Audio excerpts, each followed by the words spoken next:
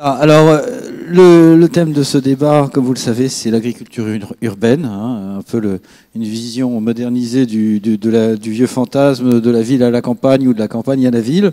Et pour en parler autour de moi, donc Thierry Desforges de monpotager.com, Sophie Cucheval qui arrive avec une double casquette, même si ça se voit pas, Mimosa d'une part et la ferme digitale d'autre part, on en reparlera. À ma gauche, Clément Chevrette qui est responsable de Smart Food Paris.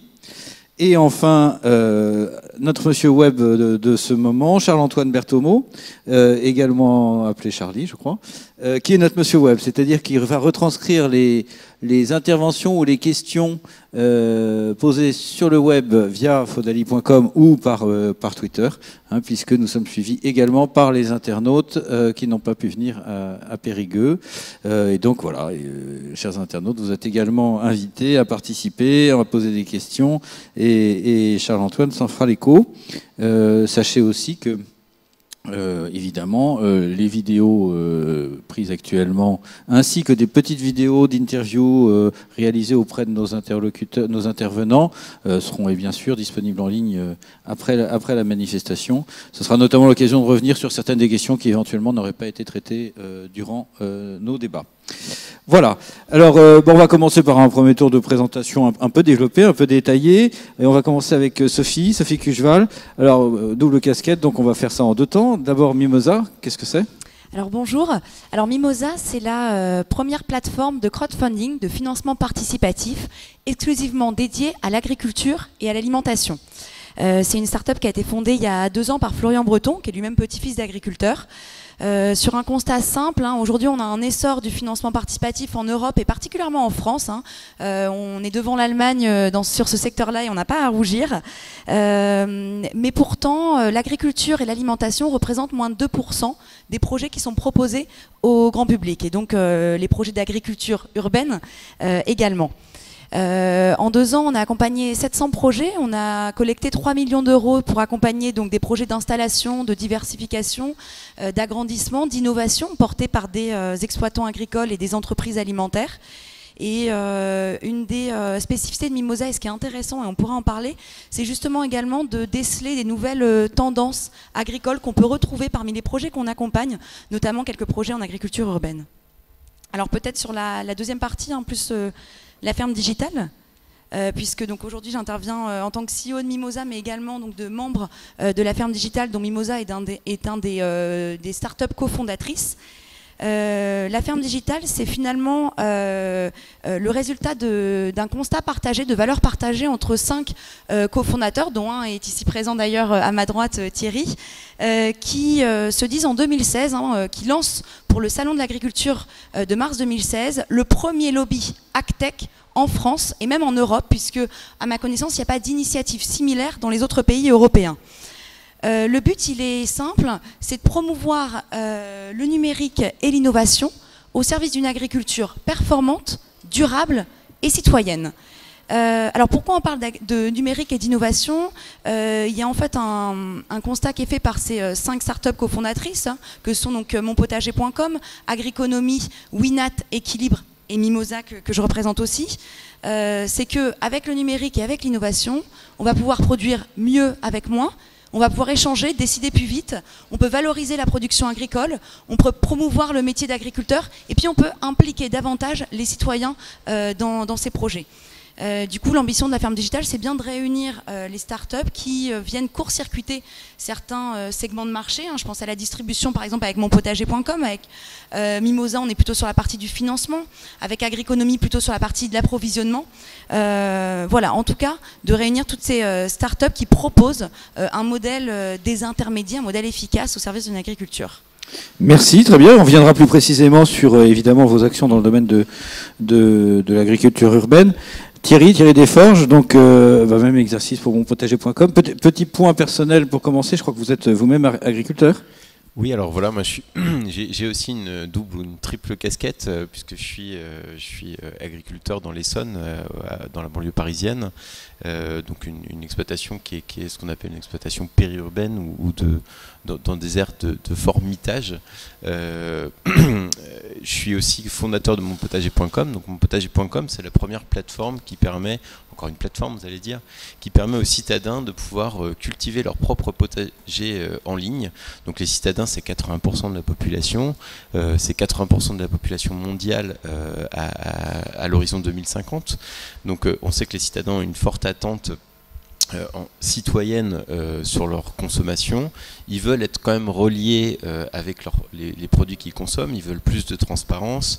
Il y a actuellement une forte défiance vis-à-vis de la qualité des produits, on en parle beaucoup ici dans ce forum. Donc en fait, nous on s'est dit qu'on allait offrir aux consommateurs la possibilité de pouvoir suivre les produits qu'ils consomment, de pouvoir les choisir même au départ de la production et de pouvoir les suivre jusqu'à la récolte. Voilà, donc la plateforme est pour l'instant présente à Lyon, Paris, Bordeaux. On vient d'ouvrir en fait le schéma de franchise, donc la société existe depuis 2013, on ouvre le schéma de franchise et on a l'ambition d'ouvrir entre 5 et 10 plateformes d'ici l'année prochaine, ce qui nous permettra de couvrir les plus grandes villes françaises et d'entamer aussi notre développement européen en tout cas, avec notamment des franchises commençons par les francophones, donc la Belgique, et puis assez rapidement vers l'Angleterre, l'Allemagne, l'Espagne, l'Italie et tous les pays frontaliers. Très bien, merci. Et donc Clément Chevrette, responsable de Smart Food Paris, donc même exercice, quelques mots sur Smart Food Paris. Bonjour. Alors, déjà, Paris Co, qu'est-ce que c'est? Paris Co, c'est l'agence de développement économique et d'innovation de Paris. Et Smart Food Paris fait partie de Paris Co. À ce titre, nous gérons les incubateurs de la ville de Paris qui accompagnent les jeunes entreprises innovantes sur une dizaine de thématiques. Sur l'année 2016, on a accompagné environ 300 startups dans leur développement et je suis effectivement le responsable de la composante alimentaire, donc Smart Food Paris, qui a été lancé en 2016. Et nous sommes à l'issue de l'accompagnement de la première promotion de start-up. Donc c'est toutes des entreprises qui innovent sur la grande chaîne de valeur qui est le secteur alimentaire. Et effectivement, l'agriculture en est en partie intégrante en étant en amont de cette chaîne de valeur. Et effectivement, c'est une tendance très, très émergente au niveau de l'innovation. Et donc c'est à ce titre que j'ai été convié, et je vous en remercie d'ailleurs. Pour concrétiser tout ça rapidement et puis ne pas parler trop longtemps, j'avais proposé de diffuser une petite vidéo qui est finalement assez emblématique de la manière d'accompagner les entreprises qu'on impulse, puisqu'on a eu la chance d'avoir la visite d'Alain Ducasse au début du mois de mai, qui est venu à la rencontre des startups. Et notre objectif est vraiment de favoriser les expérimentations entre les startups que nous accompagnons et les acteurs plus traditionnels de la chaîne de valeur alimentaire. Et bon, on lance la vidéo. Si.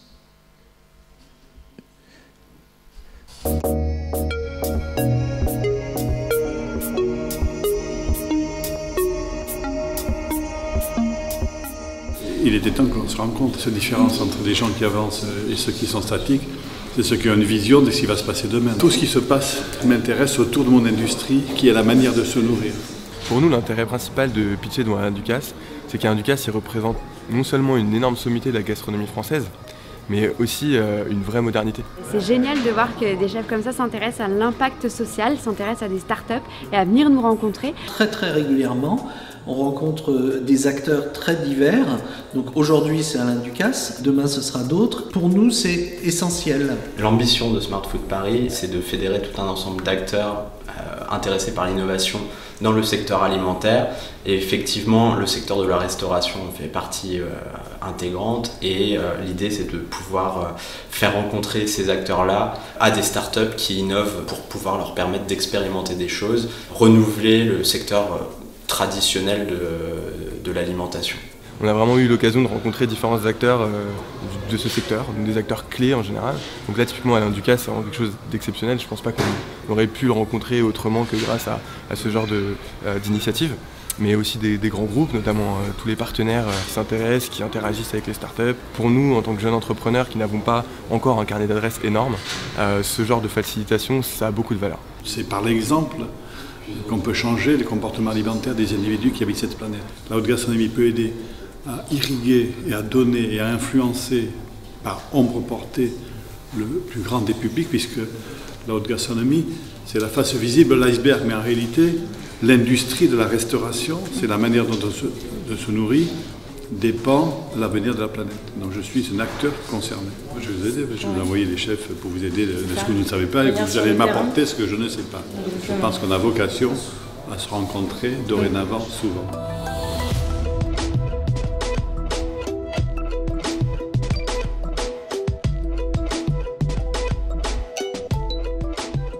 De Smart Food Paris. Après ce premier tour de table, on va rentrer plus dans le vif du sujet. Et de notre question, je repasse la parole à Sophie Cucheval. Tout simplement, quelles sont les expériences d'agriculture urbaine que vous avez eu l'occasion, notamment via Mimosa, de soutenir, d'accompagner ? Alors, je vais en effet commencer par Mimosa. Mimosa, on a décidé depuis un an d'être partenaire de la ville de Paris sur la thématique d'agriculture urbaine. La ville de Paris qui a lancé un projet qui s'appelle Pariculteur, qui vise à végétaliser 100 hectares d'ici 2020 dans Paris, dont un tiers dédié à la production agricole. C'est un projet qui est ambitieux et dans lequel on a décidé de s'insérer puisque on pense que c'est notre rôle également de soutenir toutes ces innovations agricoles. À ce jour, on a accompagné une petite dizaine de projets. Je pense à des projets en hydroponie, par exemple, en aquaponie, dans le 11e arrondissement, dans le 15e arrondissement de Paris.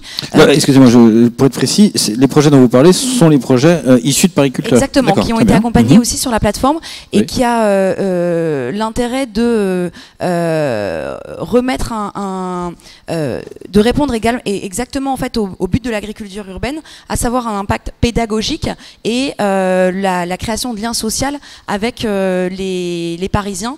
Dans ce cas-là, on a également accompagné une ferme urbaine sur le Grand Lyon, des cultures de champignons par exemple, sur du marc de café. Voilà, plusieurs initiatives comme ça qui montrent qu'il y a un vrai essor de ces nouvelles formes d'agriculture et qu'il y a un intérêt citoyen en plus à les soutenir, puisque là, tous les projets, nous, on a 100% de réussite, en tout cas sur les projets d'agriculture urbaine. Donc on voit que là, il y a un vrai, ça répond à une vraie attente du consommateur et que ces projets sont financés. Si on parle un petit peu de la ferme digitale... Attendez, juste pour rester 2 secondes sur ces projets, ils en sont où dans leur développement ? Alors, Pariculteur, c'est une initiative qui a 1 an. Les projets ont été lauréats en fait il y a à peu près 6 mois maintenant. Ils sont donc en stade du développement. Ils ont accédé déjà à du financement. Maintenant, il s'agit de tout monter et de commencer à produire. Je sais que par exemple, le projet en hydroponie dont je parle, qui produit des aromates sur des toits de Paris, a commencé à produire, a déjà une première production. Et là, la deuxième devrait arriver là bientôt pour tous les contributeurs d'ailleurs qui ont participé au projet. Et vous alliez évoquer donc d'autres projets que ceux de Pariculteur. Alors je pense que si je prends la casquette ferme digitale, aujourd'hui on n'a pas de start-up à proprement sur l'agriculture urbaine, même si Mimosa, monpotager.com, La Ruche qui dit oui sont autant d'exemples qui peuvent participer à ce sujet-là. Aujourd'hui, alors la ferme digitale, c'est 5 startups initialement. C'est au Salon de l'Agriculture en 2016, c'est 12 startups en 2017. Ça sera, j'espère, une trentaine de startups en 2018. Et on va intégrer des startups qui ont vraiment ce sujet, qui portent vraiment le sujet de l'agriculture urbaine, comme par exemple Agricool, startup à laquelle je pense. Le concept, il est assez simple à expliquer. C'est des containers 32 mètres carrés dans lesquels ils font pousser à la verticale des fraises qui sont alimentées par une solution enrichie en nutriments au goutte à goutte. Il y a des bourdons pour polliniser aussi à l'intérieur des containers et puis tout ça pousse sous des ampoules LED. Voilà, ils ont un container installé dans le parc de Bercy. Il y a une portée comme ça pédagogique et puis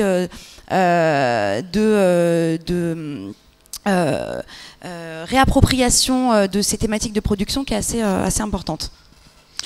Merci Clément Chevrette. Même question. Hein. Quels sont au niveau de Smart Food Paris les différents projets et leur stade d'avancement auxquels vous pouvez contribuer concernant l'agriculture urbaine à Paris, par conséquent? Alors, par rapport aux initiatives juste évoquées, c'est vrai que moi je les connais. On a aussi un rôle d'observatoire au niveau du développement de ce type d'initiative. Et nous, notre idée de base, et c'est pour ça qu'on a fédéré tout un nombre d'acteurs à la fois traditionnels, donc les grands groupes industriels, mais également notre partenaire clé, la ville de Paris, pour pouvoir favoriser le développement économique de ces entreprises innovantes. Et dans le petit film qu'on a vu tout à l'heure, on a notamment vu Pascal Hardy, le fondateur d'une start-up qui s'appelle Agripolis, qui propose une technologie de culture en aéroponie sur les toits de Paris et de régions parisiennes, et le faire avec des bailleurs immobiliers qui sont intéressés pour innover, avec des grandes entreprises telles que Carrefour, des entreprises hôtelières comme Accor, et donc sur l'année 2017, c'est à peu près 6 sites qui vont ouvrir. Alors ils ont été également lauréats de pariculteurs pour pouvoir végétaliser le toit d'un lycée. Donc vraiment aussi dans le domaine public. Et aujourd'hui, ce qui là se passe dans les magasins Carrefour dans lesquels ils sont, c'est à peu près 25% de l'assortiment en fruits et légumes du magasin, de l'hypermarché, qui proviennent soit du toit directement, soit du parking quand il y a des contraintes de portance un peu trop élevées pour pouvoir justement faire pousser ces variétés de fruits et légumes. Donc c'est à peu près 80% aujourd'hui, 80 variétés différentes de fruits et légumes qui sont possibles avec cette technologie. Donc vraiment on est sur une phase de concrétisation avec un vrai modèle économique derrière. On n'est plus dans la boboisation de la production sur les toits, comme ça a pu être le cas avec des entreprises qui ont émergé il y a encore quelques années. Donc on est vraiment aujourd'hui, à mon sens, sur quelque chose qui va émerger dans les tout prochains mois, dans le réel, et à destination des urbains classe moyenne qui pourront effectivement produire et consommer en circuit ultra court, puisque ce qu'on achètera dans le magasin viendra de ce qui pousse sur le toit. Donc on s'affranchit à la fois de toutes les contraintes logistiques qu'il peut y avoir justement en termes d'approvisionnement dans des lieux hyper concentrés, comme ça peut être le cas à Paris ou à Lyon.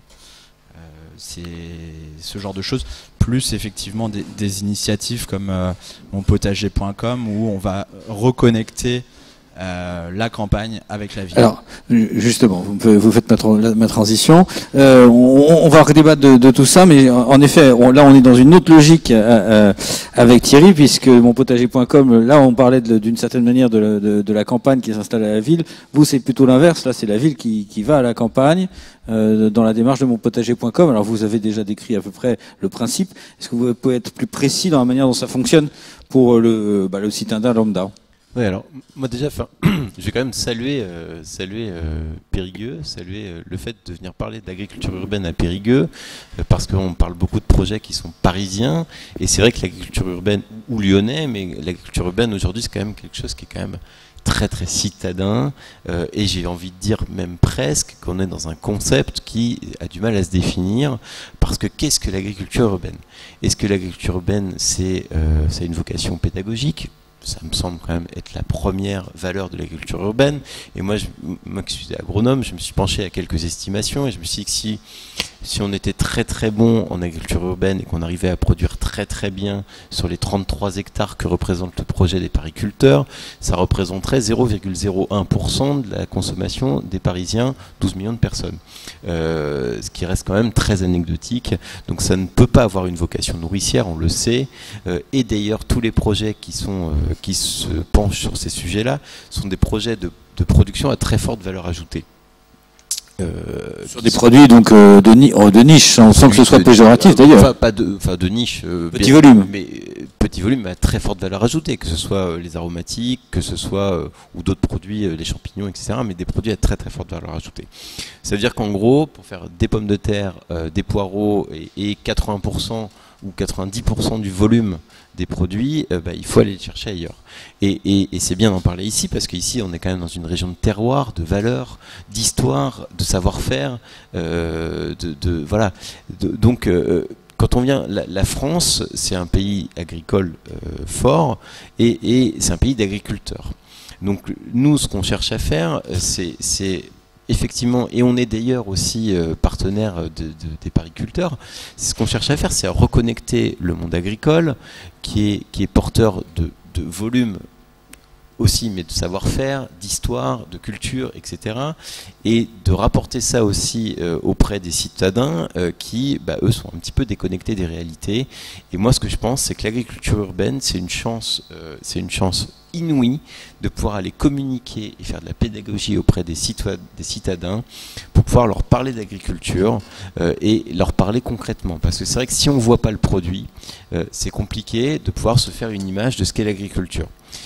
La limite du système, et ça faut être vigilant là-dessus, c'est qu'effectivement on montre des choses à petite échelle ou sur des projets qui sont finalement assez nichés ou financés par un modèle qui n'est pas celui du produit, enfin du produit des productions, de montrer des choses à des citoyens qui ne soient pas l'image de la réalité. C'est-à-dire, je sais pas, j'imagine, admettons un projet qui soit financé à 100% par le contribuable et qui permette de faire de l'agriculture qui soit certes très vertueuse, mais pas le reflet de l'agriculture normale. Alors justement sur ce point, Clément, oui, comment vous réagissez? Enfin voilà. On en avait discuté rapidement. Oui, absolument. Et pour aller dans votre sens par rapport au fait d'intervenir justement sur cette terre de terroir qui est Périgueux et ce genre de choses, dans la sensibilisation des urbains à travers l'agriculture urbaine, je suis complètement d'accord, dans le sens où même si effectivement le modèle économique et l'assortiment de production va pouvoir être plus important en magasin, en ville, de produits venant de l'agriculture urbaine, il y aura de toute façon un déficit à un moment en termes de savoir-faire, de compétences, puisque les urbains aujourd'hui n'ont pas le savoir-faire, les compétences de production qui, pour le coup, sont historiques au niveau des terres agricoles traditionnelles. Donc c'est sur ce schéma-là que finalement il y a une vraie opportunité aussi pour les terres agricoles et pour les agriculteurs de pouvoir prendre part à ce mouvement émergent et de toute façon qui arrivera quoi qu'il arrive, puisqu'on le voit dans d'autres grandes métropoles, que ce soit aux États-Unis ou de grandes métropoles asiatiques, des fermes verticales géantes qui ont des capacités de production aujourd'hui qui ne sont plus approuvées, même si c'est encore des tendances très émergentes, hein, mais c'est quelque chose qui va de toute façon arriver dans des grandes villes européennes aussi. Thierry rapidement, puis Sophie après. Oui, très, très rapidement, c'est assez marrant d'ailleurs quand même, parce qu'on est dans un monde qui est...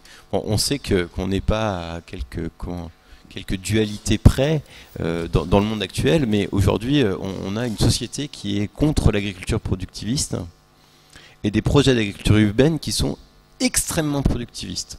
Mais très industriel dans l'approche. Industriel, alors que finalement on est dans une approche où on dit stop les agriculteurs, il faut arrêter de produire trop, vous produisez trop, il faut produire moins, etc. Et de l'autre côté on dit regardez, on a des modèles qui sont capables de produire sur 1 mètre carré 100 fois ce qu'on est capable de produire dans une agriculture qui est dite productiviste. Ce qu'il faut, je pense, à mon avis, c'est effectivement utiliser ces projets, parce que c'est des projets techno qui permettent d'aller vers l'avenir. Et ce qui permet d'aller vers l'avenir, c'est bien, parce que ça permet de pousser des modèles jusqu'au bout et de trouver des solutions, parce qu'on a vraiment besoin de solutions, parce qu'on va être 10 milliards sur Terre, etc. On a vraiment besoin de solutions. La logistique c'en est une, la production c'en est une, etc. Donc tout ça, c'est des questions qui sont importantes. Après, il faut aussi relativiser toutes ces choses-là. Peut-être que moi, je suis un terrien, donc j'ai besoin aussi, moi, de rationaliser les choses et de ramener à la terre ce qui est à la terre. Moi, il y a quand même une question que je me pose en tant qu'agriculteur, c'est quel est le coût du foncier dans un kilo de produit. Alors justement, passez le micro à Sophie s'il vous plaît, parce que vous êtes pour un animateur, un client rêvé, vous lancez les débats en avance, donc c'est très bien, je ne vais pas m'en plaindre, mais on va presque trop vite. Restons 2 secondes sur la vocation d'agriculture urbaine. Vous qui financez justement les projets, dans votre esprit, justement, on va revenir au premier débat lancé par Thierry, c'est vocation pédagogique seulement, mais alors dans ces cas-là, comment on s'y retrouve au niveau bêtement financier, hein, ou vocation nourricière, ou en tout cas productiviste? Non, la dimension nourricière de l'agriculture urbaine, finalement, elle passe vraiment à un second plan. Moi, je rejoins totalement Thierry sur la dimension pédagogique qui est finalement importante. Je pense que à l'heure où aujourd'hui on a des chaînes alimentaires qui sont de plus en plus longues, qui sont de plus en plus complexes, qui sont de plus en plus déconnectées des territoires, il y a un enjeu pédagogique très fort qui peut être apporté par l'agriculture urbaine. C'est une des réponses parmi d'autres. Et moi, je reparle de Paris, hein, mais c'est aussi parce que c'est l'expérience que je connais le mieux. Mais moi, j'avais été frappée au municipal de 2014 puisque l'agriculture avait pris toute sa place dans le débat public, alors même qu'on était à Paris, en plein cœur de ville, et que aujourd'hui on a une maire, Madame Hidalgo, qui a un mandat qui est quand même assez ambitieux sur les questions agricoles. Alors on peut y trouver des limites, mais en tout cas, une chose est là, hein, c'est que on parle d'agriculture à Paris, en plein cœur de ville, et ça, je pense qu'il faut s'en féliciter, et que encore une fois, on a des jeunes générations qui savent pas forcément comment on pousse les produits à part en grande surface. Je pense qu'il y a vraiment un enjeu à avoir des fermes pédagogiques en ville et à les amener à s'y intéresser et à aller voir ça. Donc la dimension pédagogique est plus forte que la dimension productive, même si, juste pour finir, il y a des et Thierry en parlait, hein, il y a des choses qui sont tout à fait impressionnantes. Je pense aux fermes Lufa, par exemple, à Montréal.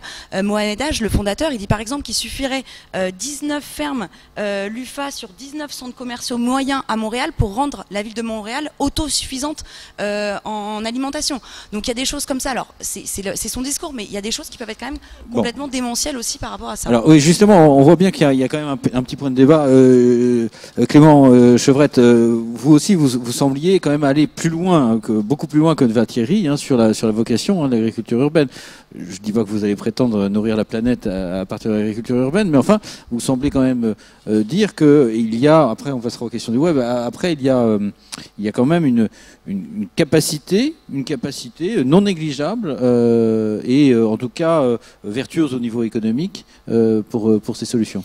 C'est vrai que par rapport à ce que j'ai pu observer sur l'année, alors fin d'année 2016 et début d'année 2017, à partir des différentes thématiques sur lesquelles je travaille, parce que effectivement, comme je l'ai montré tout à l'heure, la vocation de Smart Food Paris, c'est de balayer l'ensemble de la chaîne de valeur. Alors c'est vrai qu'on était surtout sur l'aval de la chaîne de valeur, les nouveaux usages de consommation, la restauration, la distribution, ce genre de choses, et finalement peu l'agriculture.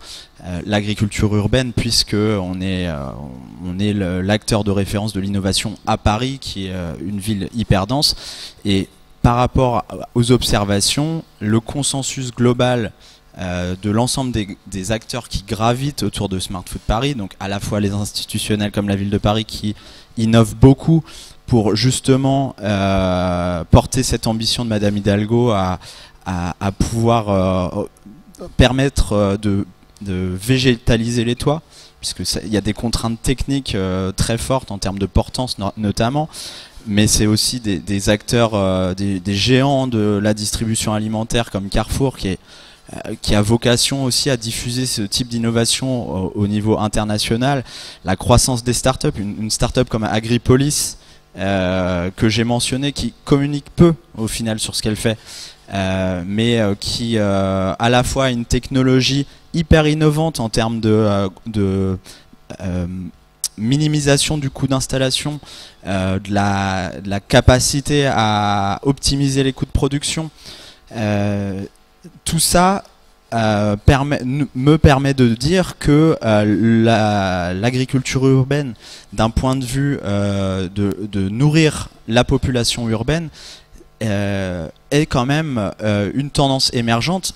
Après, le coupler effectivement avec cette vocation pédagogique, c'est possible, et c'est ce que fait notamment Pascal Hardy via Agripolis, parce qu'il va employer en priorité des gens en réinsertion sociale, l'intégrer au maximum avec une dimension locale dans les quartiers, dans les arrondissements. Donc coupler les deux, à mon sens, ça peut être quelque chose de complètement cohérent. Très bien. Charles-Antoine, est-ce qu'on a des remontées du web, sur cette question ou sur une autre d'ailleurs?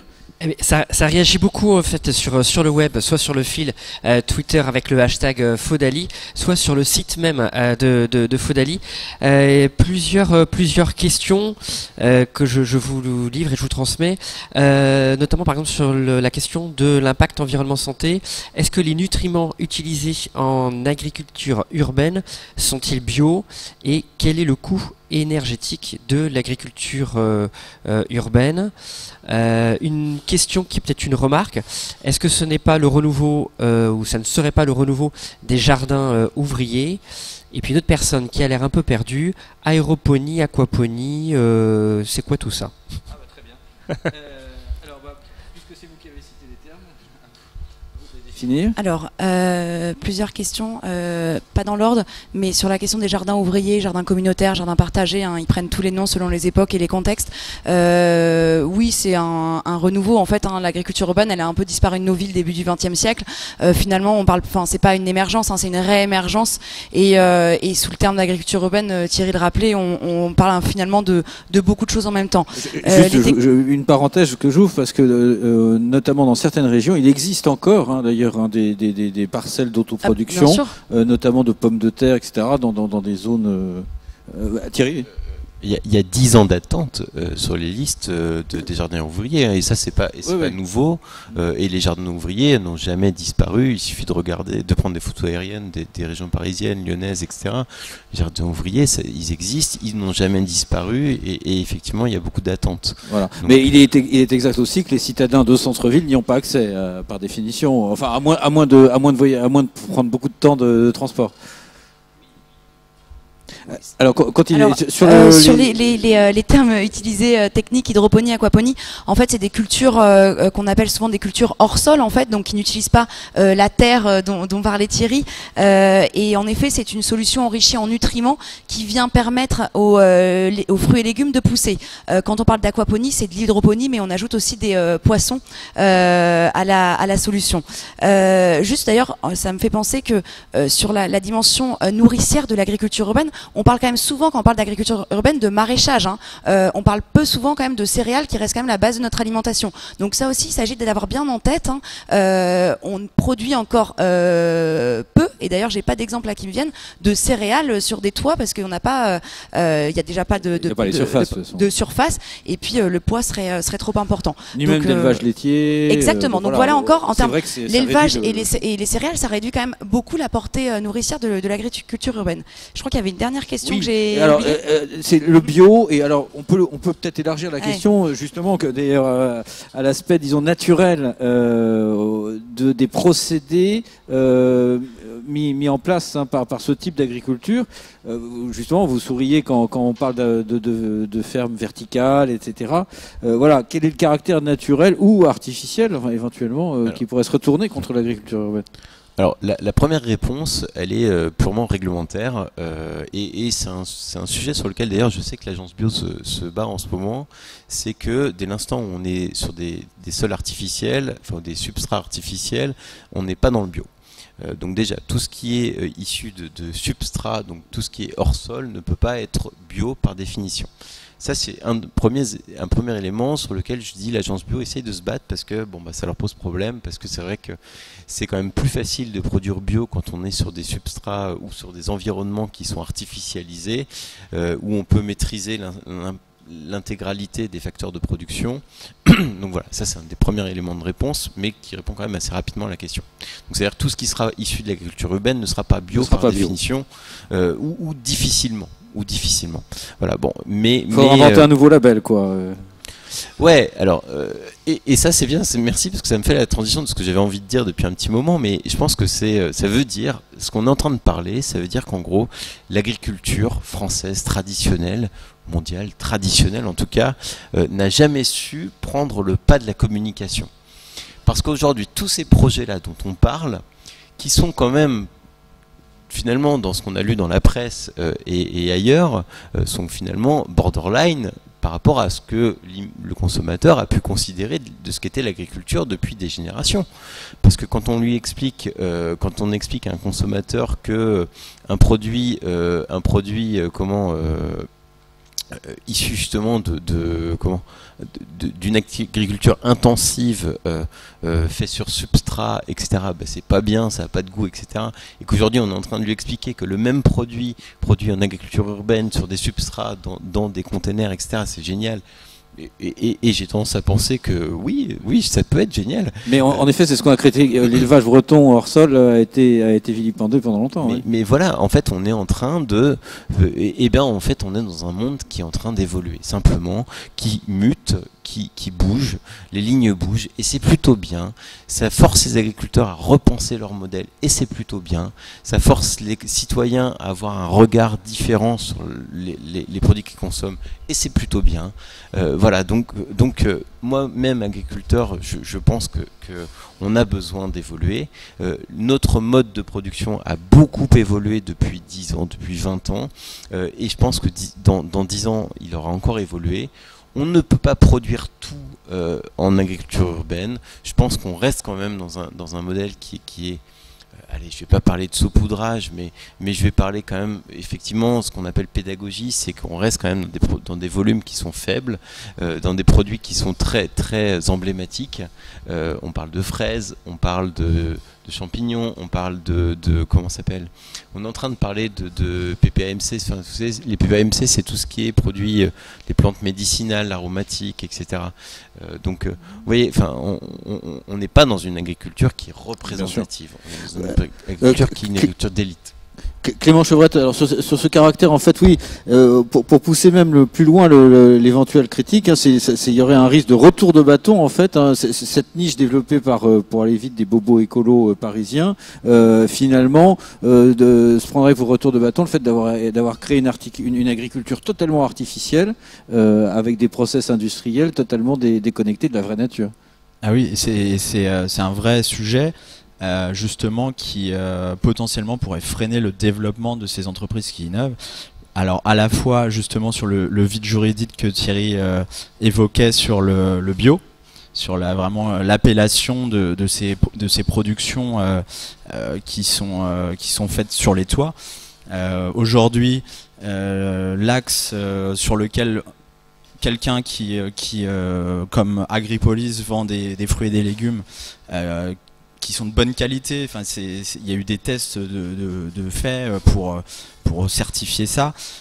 Il n'a pas la possibilité d'appeler ses produits bio du fait de ce vide. L'axe sur lequel il va jouer, c'est de dire ok, moi j'ai pas le droit d'appeler mes fruits et légumes bio. Donc je vais dire ils sont de qualité bio et certainement nutritivement et nutritionnellement plus intéressants, notamment du fait qu'ils peuvent s'affranchir de tout ce qui va être pesticides, puisqu'ils n'ont pas besoin de produire ces fruits et ces légumes avec l'aide d'engrais chimiques et du coup d'utiliser des nutriments bio. Et dans le même temps d'utiliser cette tendance aussi urbaine, je pense, avant tout, de taper un petit peu sur l'agriculture traditionnelle intensive qui utilise les pesticides et qui font peur en termes de santé à beaucoup de gens aujourd'hui. Donc ça c'est un vrai sujet. Et pour compléter juste rapidement, c'est vrai qu'il y a un vrai progrès technologique encore à faire sur par exemple l'utilisation de LED pour faire pousser des fraises dans des containers par exemple. C'est un vrai sujet, à la fois en termes de coûts de production, mais aussi de respect de l'environnement. Donc effectivement il y a encore des freins à lever et qui sont pas négligeables du tout. Est-ce qu'il y a des questions, des interventions dans la salle? Merci. Alors attendez, en principe il y a quelqu'un qui doit vous passer le micro, mais je crois qu'on va faire ça tout ensemble. Merci. Bonjour. Non, allez-y franchement et ça va marcher. Bonjour. Donc Edouard Barkhausen, conseil en développement commercial. Je voulais poser une question sur le rôle des politiques territoriales sur l'approvisionnement. Donc on a parlé de pédagogie, mais aussi sur le principe des approvisionnements, notamment des cantines et toutes les restaurations collectives publiques. Donc il y a les très grosses villes, mais il y a aussi par exemple la ville d'Albi a une politique de chercher à être autosuffisante pour les infrastructures publiques, en développant des agricultures urbaines ou périurbaines. Donc quel est le rôle des politiques publiques, donc les mairies et les conseils généraux là-dessus? Alors, je dis pas que c'est une réponse qui fait foi, ou en tout cas qui fait consensus, mais en tout cas moi ce qu'on a pu observer, parce qu'on a travaillé nous chez monpotager.com sur ces problématiques d'approvisionnement local. Et on a été quand même assez rapidement freiné. Pourquoi ? Parce qu'aujourd'hui, il faut savoir, je vais parler par exemple des EHPAD. Les EHPAD, on parle des personnes âgées qui sont placées. Les maisons de retraite avant. Maisons de retraite, voilà. Les EHPAD travaillent maintenant pour la plupart avec des sociétés prestataires pour faire les repas, avec un budget quotidien.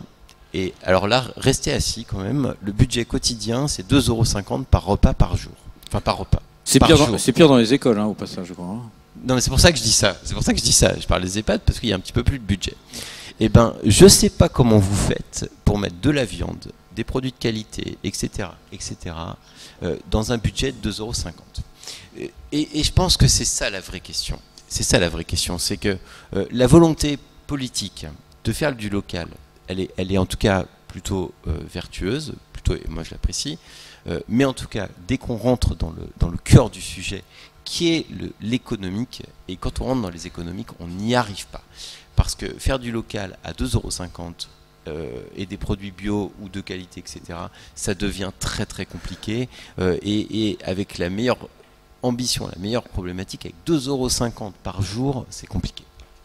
Alors, bon, allez-y, puis après il y a une réaction derrière. Si, mademoiselle, vous pouvez prendre le micro. Allez-y. Oui, non, vous d'abord, allez-y. Mais bonjour, Paul-Henri Millet, j'avais une question, mais qui n'est pas en lien avec la question précédente. Alors excusez-moi, on va faire une parenthèse, parce qu'il y avait une réaction directe derrière. Oui, bonjour. Gaëtan Brizard, conseiller départemental de la Dordogne, en charge du manger local dans la restauration collective. Donc, par rapport à la question qui a été posée, bon, effectivement, les problématiques sont différentes qu'on soit suivant les territoires. Ça, je veux bien l'entendre. Le coût repas, effectivement, sur les EHPAD, on doit être à peu près à 2,50 € par repas. Et encore, ça dépend des conventions qui avaient le prix journalier, parce qu'il y a un prix jour qui est fixé par les départements avec les EHPAD, pour pas que ça soit très onéreux pour les gens qui y résident. Pour les collèges et les écoles primaires, on est à 1,80 € en moyenne. Et avec 1,80 €, nous, à l'échelle du département, on a mis des choses en place pour faciliter l'introduction du bio dans les collèges. Et on arrive avec un collège avec 40% de bio et du local, avec un surcoût de 8%, c'est-à-dire à peu près un peu moins d'1,90 € par an au repas, 600 repas par jour. Donc c'est pas impossible, ça se construit, c'est pas simple, parce qu'il faut de la logistique, il faut une organisation, un peu de planification, c'est pas très très facile. Il existe des choses, il y a aussi des outils aussi qui le permettent, qui existent à l'heure actuelle, qui facilitent le rapport entre les acheteurs et les fournisseurs. Pour les EHPAD, c'est un peu plus compliqué puisque les EHPAD passent aussi par des centrales d'achat régionales liées à l'ARS. Donc elles ont une marge de manœuvre qui est un peu plus délicate et un peu plus réduite pour acheter du local. Je signale au passage que les CROUS n'achètent que sur une plateforme nationale, ne peuvent pas acheter de production locale. Voilà. Donc il y a des choses très différentes suivant les structures. Voilà. Merci pour cette précision. Je suis obligé de limiter là parce que c'est pas le thème du débat, mais on y est venu et donc on a eu deux visions différentes. Il y avait une autre réaction au premier rang. Bonjour, Paul-Henri Millet. J'avais une question. Vous avez beaucoup abordé le thème de la production sur l'agriculture urbaine, les différents produits, les différents moyens de production. Vous avez beaucoup moins abordé la question de la distribution. C'est une très bonne chose de pouvoir produire tout type de produits, de la pomme de terre au safran sur des toits ou ailleurs. La problématique de la distribution, que ce soit en e-commerce ou en point relais, ou comment est-ce que vous faites et comment est-ce qu'elle est mise en place aujourd'hui, et est-ce qu'éventuellement elle est accompagnée par les collectivités territoriales Oui. Il y a beaucoup de... D'accord. Oui, merci d'avoir posé la question parce qu'il fallait en effet qu'on aborde cette question. On va allez Clément d'abord et puis Thierry ensuite. Alors rapidement, effectivement, c'est pas quelque chose qui a été beaucoup abordé, mais des acteurs traditionnels comme Carrefour ou les Franprix ou ce type d'enseignes qui sont vraiment localisés en hypercentre à Paris commencent à s'approprier ce type de chaîne de distribution, comme je l'expliquais tout à l'heure. Après, c'est vrai qu'il y a des sujets beaucoup plus complexes et qui mettront beaucoup de temps à se concrétiser. C'est comment faire par rapport au système de logistique et de distribution actuel pour une ville comme Paris où c'est assez spécifique avec le marché de Rungis, où les circuits de distribution sont historiques depuis une 50aine d'années. Comment des acteurs tels que... Alors, bon, Pomona, Groupe Pomona, c'est un acteur qui va distribuer les restaurateurs, mais d'autres acteurs de logistique vont distribuer les marchés, ou alors les marchés parisiens c'est un gros marché par arrondissement. Donc pour des initiatives comme vous l'avez évoqué tout à l'heure sur de l'hydroponie dans des bassins de rétention d'eau. J'ai rencontré la porteuse du projet justement très récemment dans la phase de commercialisation des produits qui vont être produits dans ce bassin. Aujourd'hui, elle n'est pas capable de savoir si les maraîchers du 15e vont être intéressés pour écouler sa production. Parce que pour eux, ça fait un sacré changement. Au lieu d'aller s'approvisionner à Rungis avec ses interlocuteurs habituels, ils vont plutôt aller dans le 15e chercher des poissons et des fruits et légumes. Donc ça, c'est un vrai sujet et c'est pas encore très avancé. Oui, Sophie Quejon. L'enjeu, il est aussi qu'on est sur du produit ultra frais et qu'on est sur du produit en petite volumétrie. Et ça, en effet, ça rend quand même la phase de distribution assez compliquée. Et juste je voulais juste rebondir sur la précédente intervention. Aujourd'hui, en effet, je pense qu'il y aurait un intérêt pour les collectivités de s'inspirer de ce qui se fait aujourd'hui dans la grande distribution en France. On voit que des enseignes comme Carrefour, par exemple, la majorité de l'approvisionnement passe par une centrale d'achat nationale, en effet, mais maintenant chaque supermarché en local peut mettre en place des partenariats avec des fournisseurs locaux, et que je pense qu'il pourrait y avoir quelque chose à imaginer à partir de ce modèle-là. Thierry, pour revenir à la question de la distribution, bon, vous justement, disons 2 mots de plus quand même de monpotager.com, la façon dont ça fonctionne, puisque je ne sais pas si tout le monde a bien compris, c'est moi, consommateur citoyen parisien, j'achète une capacité de production à l'extérieur de Paris. Là, c'est un peu l'inverse de l'agriculture urbaine d'ailleurs, d'une certaine manière, mais c'est une autre façon quand même de parler du lien entre la cité et l'agriculture. Et donc comment ça fonctionne, et notamment jusqu'au mode de livraison. Alors, c'est vrai que la question, moi, je la comprends très bien, parce que on se pose beaucoup la question de la production. Et pourquoi on se pose la question de la production par rapport vis-à-vis de la distribution? Tout simplement parce que depuis des générations, la production n'a jamais pris en charge la distribution. C'est vrai. Quand on est agriculteur, on produit, mais on ne distribue pas. Alors que c'est vrai que le circuit court, en tout cas la façon de modéliser des circuits courts, a posé la question de est-ce que finalement il n'y a pas une façon différente de distribuer les produits, de mettre en marché les produits et de court-circuiter des modèles existants de distribution. Et c'est vrai que ça pose beaucoup de questions. Ça pose beaucoup de questions, ça disrupte beaucoup les modèles existants, et voilà.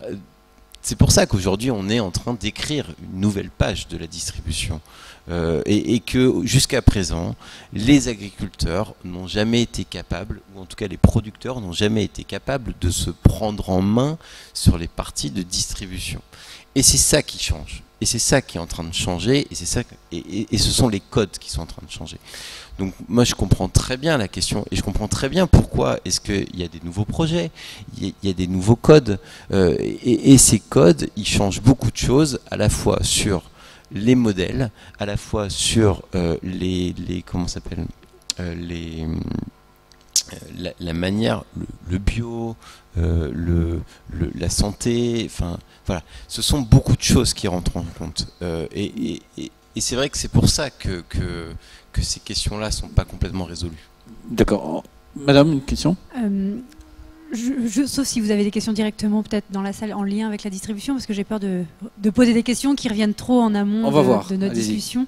Donc si juste pour rebondir sur la dernière remarque, en effet, il y a des agriculteurs qui commencent à se prendre en main, et je sais que pour notre département, on a un groupement d'agriculteurs qui a formé une plateforme avec des salariés, c'est une association, des salariés qui prennent des commandes et qui gèrent après la logistique avec un prestataire.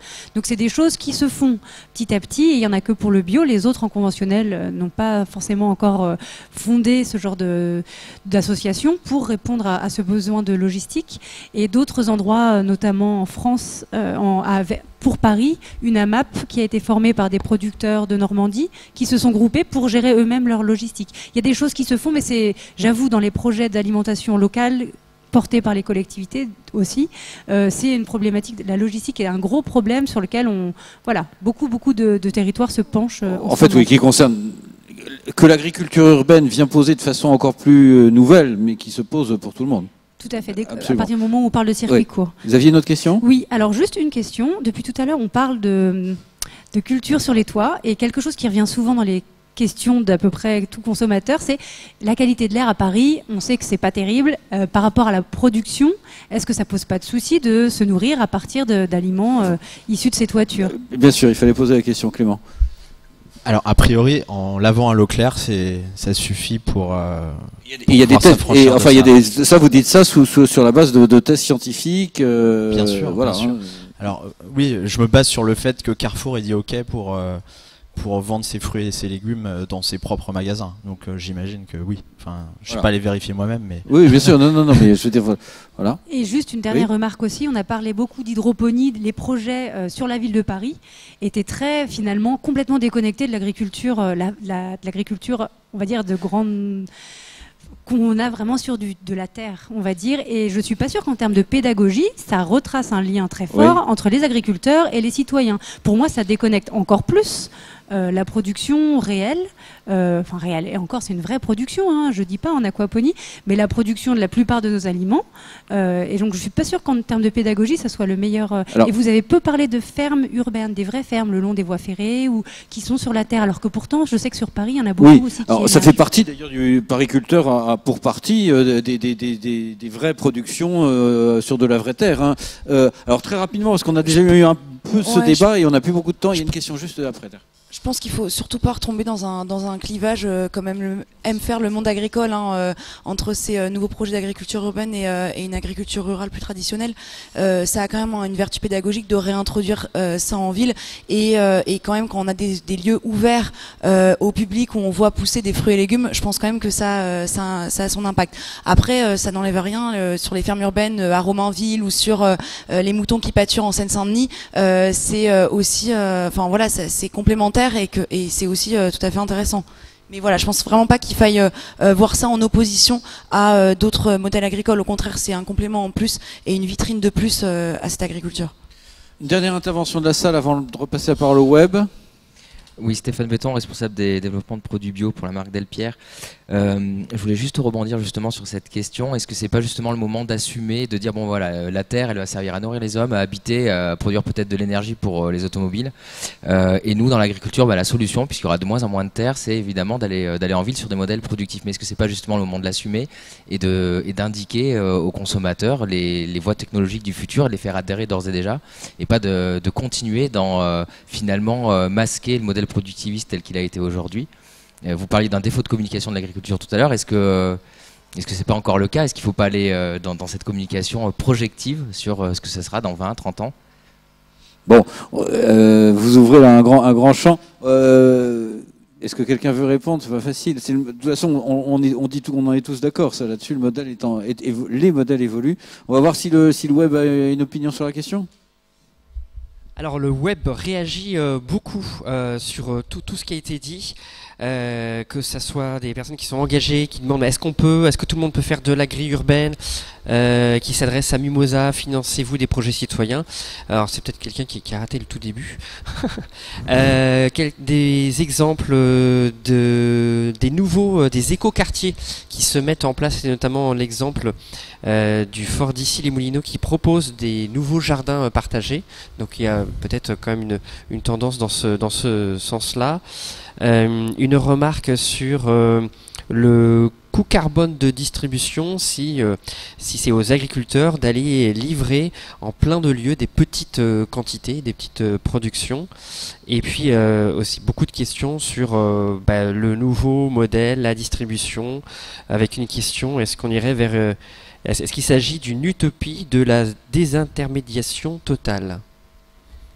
Surtout des réactions plus que des questions complémentaires. Alors, sur la désintermédiation, ça nous amène ailleurs, c'est pas notre sujet. Juste au passage, même les circuits courts sont quand même une forme de médiation. Faut pas non plus parler. Donc bon, sur la désintermédiation, je sais pas. Mais comme c'est pas notre sujet, on va s'arrêter là sur la désintermédiation. Par contre, on va conclure quand même sur ce qui est dit par le web, sur ces différentes questions, notamment. Alors j'ai plutôt en tête la livraison bas carbone, la capacité pour les agriculteurs de ce type d'agriculture à bien travailler avec des faibles volumes en fait. Alors oui, enfin la réalité des choses, effectivement, on est dans un monde qui vit peut-être historiquement une mutation qui nécessite que les modèles changent.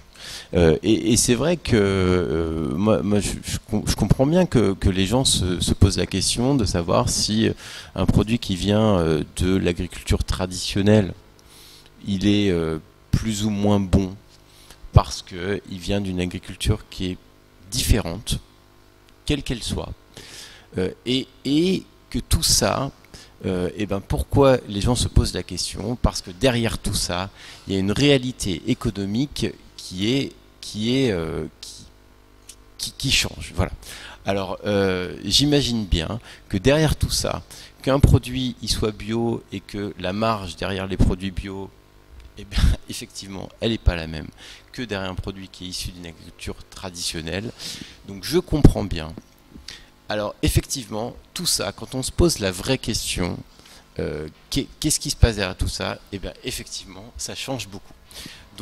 Donc effectivement, demain, la réalité de production, elle change. elle pose des questions différentes. Alors nous, ce qu'on s'est dit derrière tout ça, c'est que finalement le consommateur doit avoir la main. Le consommateur doit avoir le pouvoir le pouvoir de comprendre les choses. Donc voilà. Alors. Bah, écoutez, comme l'heure tourne et que vous savez plus quoi dire.